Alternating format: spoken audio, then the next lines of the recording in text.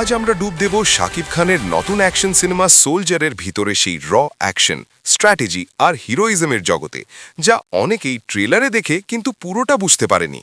সতর্ক করে দিচ্ছি, এই ভিডিও শেষ না দেখলে আপনি অনেক কিছু মিস করবেন। স্ক্রিন জুড়ে ধুলো উঠছে, ধীরে ধীরে ফ্রেমে আসে এক আর্মার ট্র্যাকের দরজাটা খুলতেই দেখা যায় শাকিব খান। ক্যামেরা তার বুটের উপর জুম করে, তারপর ধীরে ধীরে উঠে আসে চোখে।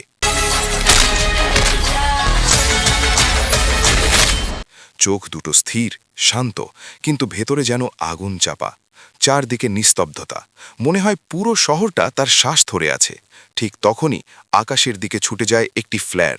মুহূর্তেই শাকিব কমব্যাট মোডে ঢুকে পড়েন, দেয়ালের আড়ালে কভার নেন, হাতের ছোট্ট ইশারায় টিমকে পজিশন পাল্টানোর নির্দেশ দেন।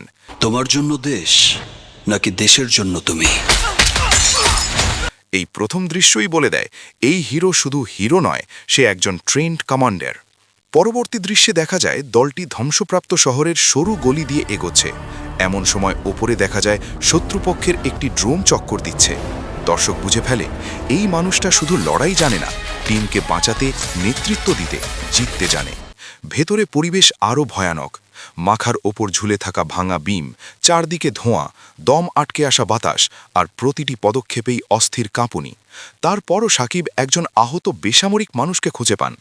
এক মুহূর্ত ভেবে দেখার সময় নেই, তিনি লোকটিকে কাঁধে তুলে বেরিয়ে আসেন। বাইরে টিন কাভার দিচ্ছে। দর্শক বুঝে যায়, এই সৈনিক কেবল যুদ্ধ করে না, জীবন বাঁচায়ও।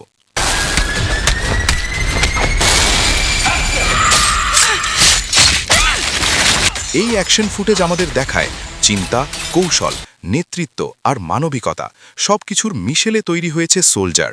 এটা শুধু অ্যাকশন সিনেমা নয়, এটা শাকিব খানের নতুন এক লেভেল। ভিডিওটি ভালো লেগে থাকলে লাইক দিতে ভুলবেন না, সাবস্ক্রাইব করুন আর কমেন্টে লিখে জানিয়ে দিন কোন দৃশ্যটা আপনার কাছে সবচেয়ে পাওয়ারফুল লাগলো।